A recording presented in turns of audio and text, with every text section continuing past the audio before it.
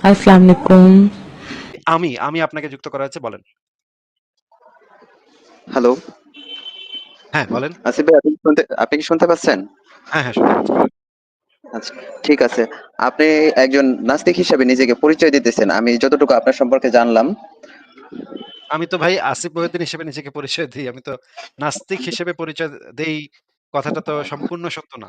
যদি কেউ আমাকে আমার ধর্মবিশ্বাস জিজ্ঞেস করে তখন আমি বলি হ্যাঁ, যে আমি একজন নাস্তিক। আমি ধর্মে বিশ্বাস করি জি, না। জি, জি। আপনি কোন ধর্মে বিশ্বাস করছেন না। আপনি নিজেকে একজন নাস্তিক নাস্তিক হিসেবে দাবি করতেছেন। এই তো? নাস্তিক হিসেবে আমি নিজেকে আইডেন্টিফাই করি। জি, জি, জি। আপনি আমাদের নবী এবং আল্লাহকে নিয়ে আপনি সমালোচনা করতেছেন নাকি দীর্ঘদিন ধরে আমি শুনতেছি আপনার এই ব্যাপারে। কিন্তু আ কি আমাদের কি নবী সমালোচনা কি সমালোচনা কি সমালোচনা করি? কি শুনছেন? একটা উদাহরণ দেন তো। আমার নবীকে নিয়ে সমালোচনা করতেছেন, কটূক্তি করতেছেন। আসলে আমি জানতে কি কটূক্তি চাইতেছি ভাই? তিনি তো ভাইরে আচ্ছা কি কটূক্তি একটা উদাহরণ দেন। আমি তো কটূক্তি সমালোচনা এটা বুঝতে পারতেছি না দেখে জিজ্ঞেস করতেছি। আমি যেই জিনিসগুলা বলি সেই জিনিসগুলা তো আমরা দলিল প্রমাণ সামনে রেখে তারপরে বলি। এখন সেগুলাকে আপনি কেন সমালোচনা হিসেবে ধরতেছেন বা কটূক্তি হিসেবে ধরতেছেন এটা বোঝার জন্য আপনাকে জিজ্ঞেস করছি ভাই। তাইলে আপনি একটা এক্সাম্পল দেন। কোনটা আপনি শুনেছেন? আচ্ছা, ঠিক কোন আছে ভাই। সমালোচনাটা আমি শুনেছেন? আমি আমি আপনাকে বলতেছি, আমার এক বন্ধু ও আমাকে বলছে যে আসিফ মহিউদ্দিন নামে একজন লাইভ করতেছে, যে কিনা এরকম এরকম শব্দ নিয়ে কটূক্তি করতেছে। এখন আমি আপনার কাছে জানতে চাইতেছি আসলে কি ব্যাপারটা নিয়ে কটূক্তি করতেছেন, আর আপনার কেন মনে হলো যে আল্লাহ কিংবা নবী এরা সত্য না? আচ্ছা, আচ্ছা। ঠিক আছে তাহলে তো আপনি নিজে শোনেন নাই, আপনি আরেকজনের কাছ থেকে শুনেছেন নাকি? জি, জি, জি। আপনার ও কেন মনে তাহলে হচ্ছে এটা তো আমরা আগে ছোটবেলা বললেই থেকে? হইতো। তাইলে আগে এটা বললেই তো হ্যাঁ, হইতো। অসুবিধা নেই আমরা সেটা নিয়ে আলোচনা করব। তো আমরা যেই জিনিসটা কটূক্তি বলতে আসলে কি আপনার বন্ধুটা কি বুঝাইছে সেটা তো আমি এক্সাক্টলি বুঝতে পারছি না। আমরা তো যেই আলোচনাগুলা করি সেগুলা দলিল প্রমাণ সামনে রেখে আলোচনা করি। এখন এটাকে আচ্ছা। কটূক্তি কেন বল ব ব বল বলা যায়, এটাকে কটূক্তি বলা যায় কিনা সেই বিষয়টা আমি নিশ্চিতভাবে বুঝতে পারতেছি না যে এটা তো সত্য কথা। তাইলে এটা কটূক্তি কেন হবে এটা তো আমি বুঝলাম না। যাই হোক আপনাকে আচ্ছা, তাহলে একটা আচ্ছা, উদাহরণ দেই দেখেন হ্যাঁ, আপনি সেটা নিয়ে আলোচনা আমরা করব কিনা আজকে। আ হ্যাঁ, আমরা যে জিনিসটা নিয়ে আলোচনা করতে পারি সেটা যেমন ধরেন একটা মুহাম্মদের একটা সমালোচনা আমরা করি যেটা হচ্ছে যে মুহাম্মদ কাফেরদেরকে মেরে তাদের আ কাফেরদের সাথে যখন যুদ্ধ হতো বা কাফেরদেরকে আগ বাড়ায়া আক্রমণাত্মক জিহাদ করত মুহাম্মদ। মানে তাদেরকে আগ বাড়ায়া গিয়ে তাদের ঘরবাড়িতে আক্রমণ করত, অ্যাটাক করত মুহাম্মদ তার সৈন্যবাহিনী নিয়ে এবং তাদেরকে মেরে কাফেরদেরকে মেরে তাদের মা-বেটিকে গনিমতের মাল হিসেবে মুহাম্মদ এবং তার সাহাবীরা মানে বন্দী করে নিয়ে আসতো। বন্দী করে নিয়ে আসার পরে সেই মেয়েদের সাথে আপনার নবী এবং আপনার সাহাবীরা সহবত করত, সেক্স করত, যুদ্ধবন্দী নারীদেরকে ধর্ষণ করত, যুদ্ধবন্দী নারীদের সাথে সঙ্গম করত। যেটা আন্তর্জাতিকভাবে একটা যুদ্ধাপরাধ, এটা একটা মানবতা বিরোধী অপরাধ। যুদ্ধে কোনো নারী শিশুর উপরে এই ধরনের যৌন নির্যাতন সেটা ধর্ষণের আওতাভুক্ত এবং সেটা মানবতা বিরোধী অপরাধ হিসেবে সারা পৃথিবীতে গণ্য হয়। এবং আপনার নবী এটা করতো এবং এটা ইসলামের একটা বিধান হিসেবে আপনার নবী প্রতিষ্ঠা করে রেখে গেছে। কোরআনে এবং হাদিসে সিরাত তাফসিরে এই জিনিসটা খুব আচ্ছা, ঠিক আছে স্পষ্টভাবে আসিফ ভাই। আপনি ওয়েট কি করেন, এই ওয়েট কথাগুলো? করেন, ওয়েট করেন ভাই ওয়েট করেন। আমার কথা শেষ হয় নাই তো। ঠিক কথার আছে, আপনি মাঝখানে কেন বলেন, কথা আপনি বলছেন? বলেন। কথার মাঝখানে কথা বললে তো হবে না। জি, আপনি বলেন। আগে শুনে নেন। আপনার মোহাম্মদ নবী এবং তার সাহাবীরা এই কাজগুলা করত, যেই কাজগুলা আমরা প্রত্যেকটা স্টেপ বাই স্টেপ দলিল প্রমাণ সহ আমরা অসংখ্যবার আমরা দেখিয়েছি। কোরআন থেকে, হাদিস থেকে, সিরাত থেকে, তাফসির থেকে, ফিকাহ শাস্ত্র থেকে আমরা এই বিধানগুলা এবং আলেমদের বক্তব্য থেকে আমরা এই জিনিসগুলা বারবার প্রমাণ করেছি। এখন আমরা সেই জিনিসগুলাতে যাবো, আমরা দলিল প্রমাণগুলা বের করে দেখব যে আসলেই নবী এটা করত নাকি করত না? সাহাবীরা এটা করত নাকি করত না?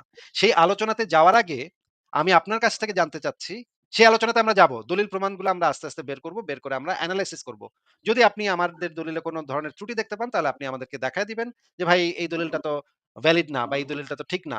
তখন আমরা আপনার মানে আলোচনা আপনার সাথে সেইটা নিয়ে আলোচনা করব। কিন্তু তার আগে আমি আপনার কাছে যেটা জানতে চাচ্ছি, যদি আমি প্রমাণ করতে পারি যে আপনার নবী এবং তার সাহাবীরা এই কাজটা করত, কাফেরদেরকে মেরে তাদের মা-বেটিকে গনিমতের মাল হিসেবে তাদের সাথে সেক্স করত আপনার নবী এবং তার সাহাবীরা, এইটা যদি আমি প্রমাণ করতে পারি, তখন কি হবে? এবং ২ নম্বর হচ্ছে, মনে করেন আমি ভাই মানে আপনি তো বাংলাদেশে থাকেন, তাই না ভাই?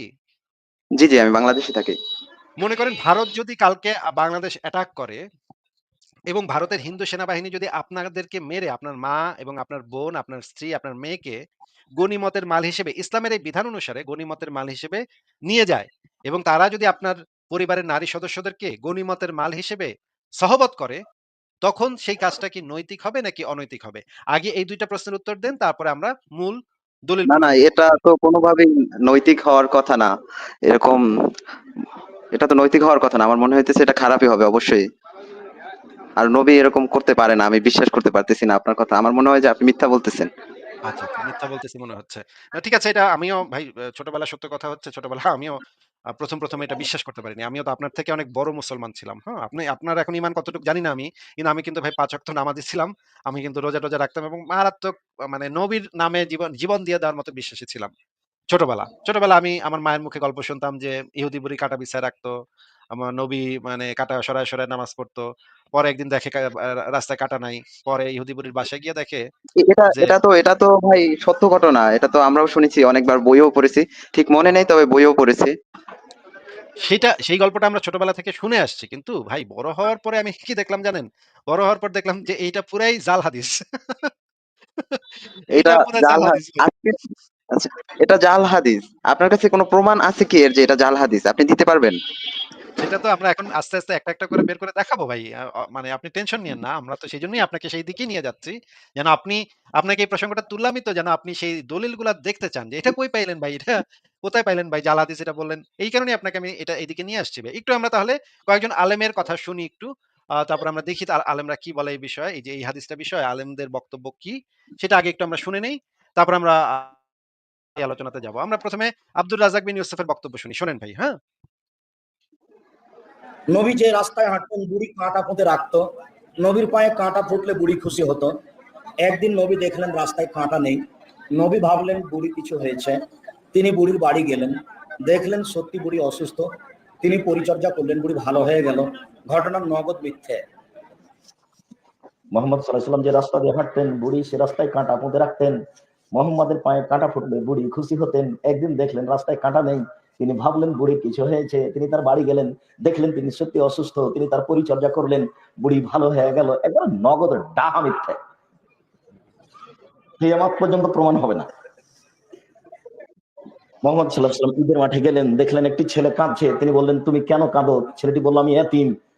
তখন আল্লাহ রাসূল বলেন আমি এতিম ছিলাম, আমি এতিমের স্বাদ বুঝি। তিনি কোলে নিলেন, আয়েশার কোলে দিলেন। আয়েশা তাকে নতুন পোশাক পরালেন, ছেলে খুশি হয়ে গেল।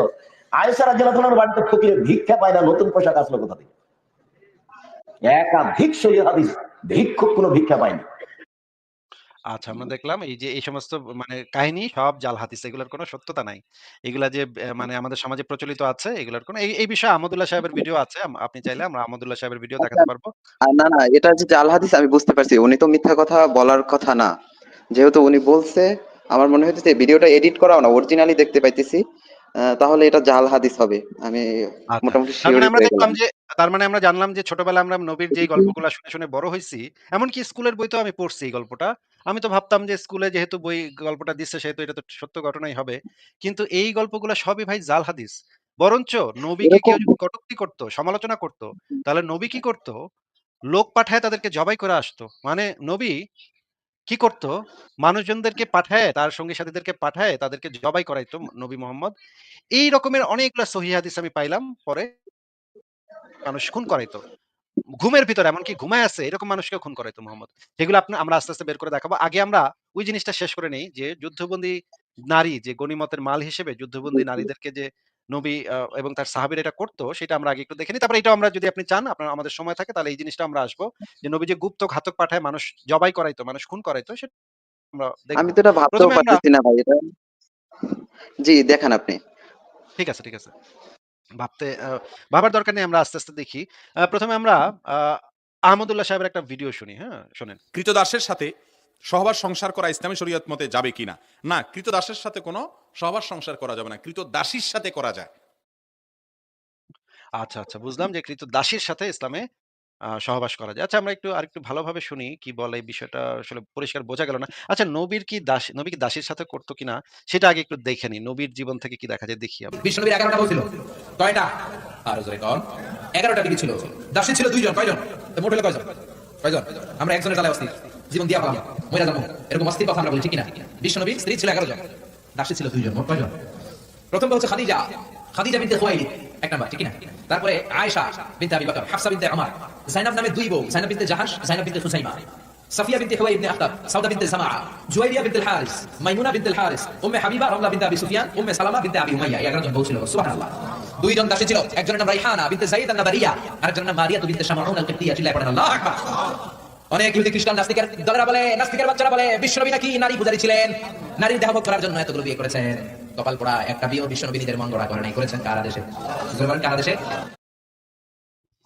আচ্ছা, আমরা খুব সুন্দরভাবে দেখলাম যে বিশ্বনবীর ১১ টা বিবি ছিল এবং ২ টা দাসী ছিল। দাসীর সাথেও নবী ভাই সহবত করত। আমরা তো জানতাম এতদিন যে ওনার বিবিগুলো ছিল আল্লাহর হুকুমে বিশেষ প্রয়োজনে, আল্লাহর ইচ্ছায় ওই মহিলাদেরকে এক প্রকার উদ্ধার করার জন্য, বিশেষ সম্মাননা দেওয়ার জন্য উনি বিয়ে করেছেন। এখন আপনি বলতেছেন উনি নাকি দাসীর সাথে সেক্স করতেন, তারপরে হুজুররা বলতেছে, আমার তো শরীর কাঁপতেছে, এটা কি বিশ্বাস করতে খুব কষ্ট হয়ে যাইতেছে। আবার যদি আহমদুল্লাহ হুজুর বলছেন, মিজানুর রহমান আজহারি বলছেন, বিশ্বাস না করেও পারতেছি না। আচ্ছা, আমরা একটু আরেকটা ভিডিও দেখি কি বলে, আমরা দেখি আহমদুল্লাহ সাহেব কি বলে, আবার একটু শুনি। আচ্ছা দাঁড়ান, আগে আগে আরেকজন আলেম আছে, তার বক্তব্য একটু শুনেন একটু। হ্যাঁ, হলো স্ত্রী, আরেক হচ্ছে দাসী। দাসী কারা? বর্তমান সমাজে দাসী মালিক কেউ না, আমাদের কারোর কাছে দাসী নেই। আমরা নিজেরাই নিজেদের তকদিরের মধ্যে আঘাত করেছি।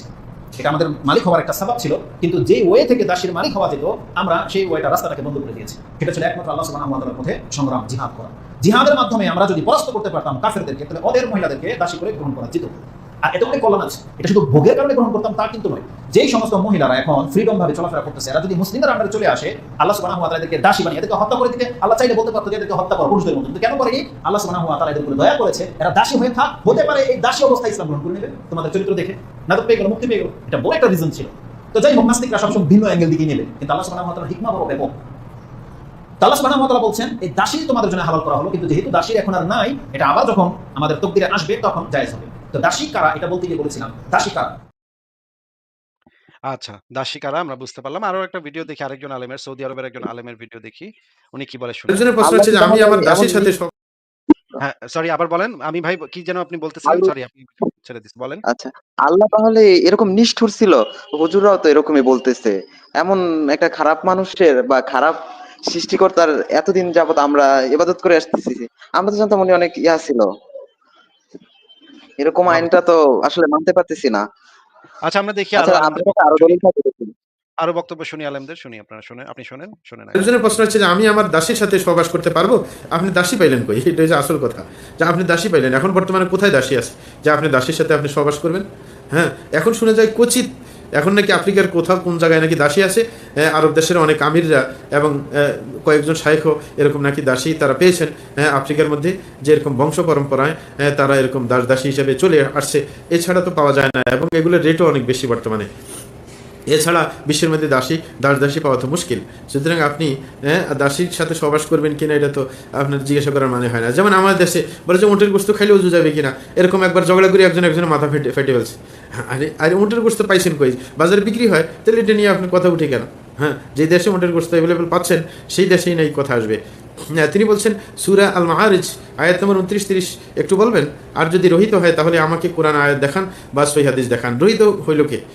রহিত হয় নাই, বরং আবার যদি এমন সুযোগ আসে, হয়তো বা ইমাম মাহদী যখন আসবেন, তখন আবার ইসলামী যুদ্ধ হবে, তখন আবার আপনার দাসের ব্যাপারটা দেখা যেতে পারে। এছাড়া বর্তমানে দাসের কোনো প্রথা তেমন নেই, যেটা একটু আগে আমি বললাম, খুব অল্প পরিসরে পাওয়া যায়, সেটাও সবার জন্য সহজলভ্য নয়। আচ্ছা, আমরা এই ভিডিওটা দেখলাম। আমরা এরপরে হাদিসে চলে যাব। আপনি কি হাদিসগুলো যদি দেখতে চান? ভাই আমি একটু কথা বলতেছি, এটার হ্যাঁ, কি দাসীর সাথে সেক্স করা কি এটা জায়েজ আছে? এটা কি কোরআনের কোনো দলিল আছে কিনা, বা কোরআনে এটা আসছে কিনা? হাদিস তো অনেক জাল হতে পারে। কোরআনে কোরআনে আছে হলে এবং আমি মানবো এটা। কোরআনেও আছে, সহিহ হাদিসেও আছে, তাফসিরেও আছে, সিরাতেও আছে, সব জায়গাতেই আছে ভাই। এটা ইসলামের একটা প্রতিষ্ঠিত বিধান। এই বিষয়ে কোনো আলেমের কোনো দ্বিমত নাই। আচ্ছা, আমরা একটু আহমদুল্লাহ সাহেবের বক্তব্য আরেকটু ভালো করে শুনি। দেখি উনি কি বলে, শুনেন। কৃতদাসের জি সাথে জি বলো। সহবাস সংসার করা ইসলামী শরীয়ত মতে যাবে কিনা? না, কৃতদাসের সাথে কোনো সহবাস সংসার করা যাবে না, কৃতদাসীর সাথে করা যায়। কৃতদাসী মানে কিন্তু যেই দাসী ক্রয় করা হয়েছে, যুদ্ধবন্দিনী। এক কথায় কি যুদ্ধবন্দিনী? এরই অনেক কথা আছে, অনেক নাস্তিকরা নিয়ে প্রশ্ন তোলে, দীর্ঘ আলোচনা করার দরকার, কিন্তু সেদিকে যাওয়ার সুযোগ নেই, সময় কম। শুধু এটুকু বলি, যুদ্ধবন্দিনীদের সঙ্গে আজকাল বিভিন্ন যুদ্ধের পরে এক দেশ আরেক দেশের সাথে যুদ্ধ করলে যে সমস্ত মানুষদেরকে বন্দী করে নিয়ে আসে, মেয়ে বন্দীদের প্রতি কি আচরণ করে আমরা সবাই কম বেশ জানি। ইসলামের আগে থেকে এই বিধানটা চলে আসছে যে যারা যুদ্ধবন্দিনী হবে, তারা যার কাছে যে থাকবে তার অনেকটা স্ত্রীর মতো মর্যাদা পাবে। স্ত্রীর মর্যাদা পরিপূর্ণ না, কিন্তু স্ত্রীর সাথে যেরকম বসবাস করা যায় তার সাথেও বসবাস করা যাবে। একদিন যতদিন সে তার মালিক, ততদিন সে তার স্বামীর মতো তার সাথে সম্পর্ক করতে পারবে। কথা কি বুঝতে পারছি? এটা হলো নিরাপত্তার জন্য। এটা নিয়ে ডিটেল যদি বলতে চাই, একজন মেয়ে আরেক দেশের মেয়ে যুদ্ধে বন্দী হয়ে আসছে দেশে, কোনো একজন সৈনিকের অধীনে আছে, এই লোক অথবা অন্য কোনো লোক তাকে পাশবিক নির্যাতন করবে এবং কোনভাবে সে নির্যাতনের শিকার হবে, এটাই হলো বাস্তবতা। ঠিক না বে ঠিক? আরেক দেশি মাজলুম অথবা বন্দিনী অথবা নিরীহ, তো তার চাইতে বরং একজনের স্ত্রীর মতো যদি হয়ে যায়, যে এর সন্তান হয়ে গেলে সে আজাদ হয়ে যাবে, স্বাধীন হয়ে যাবে, তো সেটা হলো তার জন্য নিরাপদ। তার অনেকগুলো ডিটেইল আলোচনা আছে এখানে, এটা জায়েজ ইসলাম। যুদ্ধবন্দী ছেলেদেরকে কৃতদাস আর যুদ্ধবন্দী মেয়েদেরকে কৃতদাসী বলা হয়। ইসলাম এর আগে থেকে যে সিস্টেমটা প্রচলিত ছিল দাসদাসীর প্রথা, সেখানে বলা হয়েছে যে এরা যারা যুদ্ধ করে নিয়ে আসবেন, মেয়েরা তাদের কাছে অনেকটা স্ত্রীর মতো থাকবেন। এখানে আল্লাহ সুবহানাহু ওয়া তাআলা স্ত্রীর মতো থাকবেন বলতে বোঝানো হয়েছে যে একজন যোদ্ধা কথার কথা, প্রতিপক্ষের অনেক বন্দী মেয়েরা আসলো, তাদের মধ্যে কোনো একজন তার জন্য ফিক্সড হবে। একজন স্ত্রী তার যেমন ছিল, এই মেয়েটাও তার জন্য স্ত্রীর মতোই থাকবেন, তার সাথে শারীরিক সম্পর্ক করা জায়েজ হবে। এর থেকে যদি কোনো সন্তান হয়, তাহলে এই মেয়েটা মর্যাদার দিক থেকে আরেক হয়ে যাবেন এবং তিনি এই মহিলাকে আর বিক্রিও করতে পারবেন না চাইলে, বা অন্য কোথাও দিতেও পারবেন না।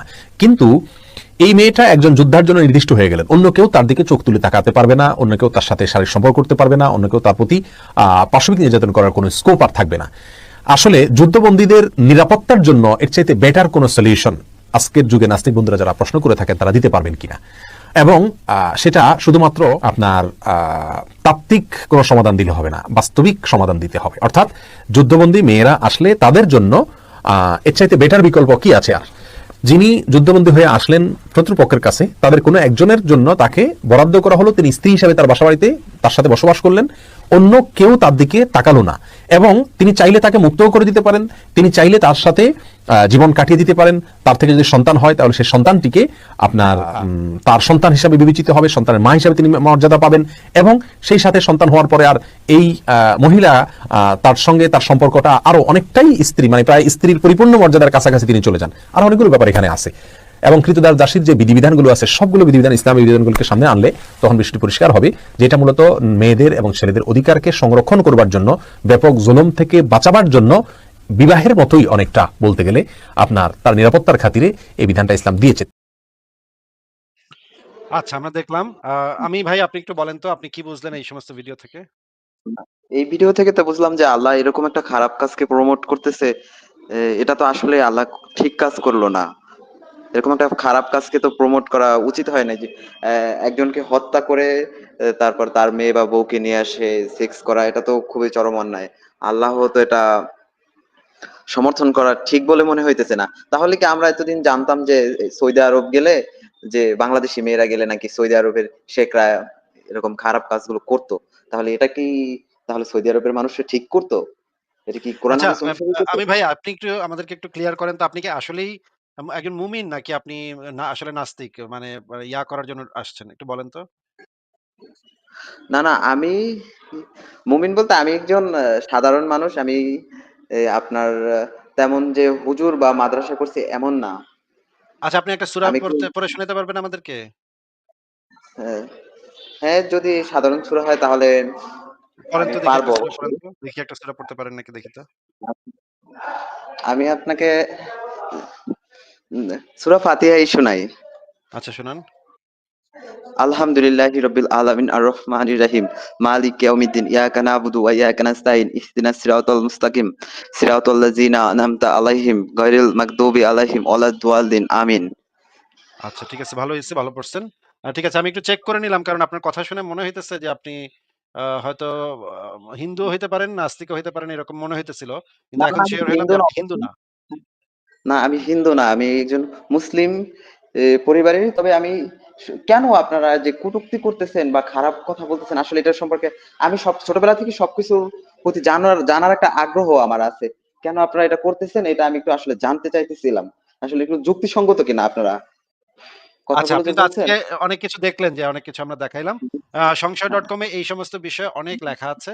আপনি তাহলে লেখাগুলো একটু ভালো করে পড়েন, মনোযোগ দিয়ে আর পড়েন, এবং আমি অনেক আপনার ভিডিও আছে, ভিডিওগুলাও দেখেন। দেখার পরে আপনি যেকোনো একটা টপিক নিয়ে আমাদের লাইভে পরে চলে আসেন, তখন আমরা আলোচনা করব। আমি ঠিক আছে?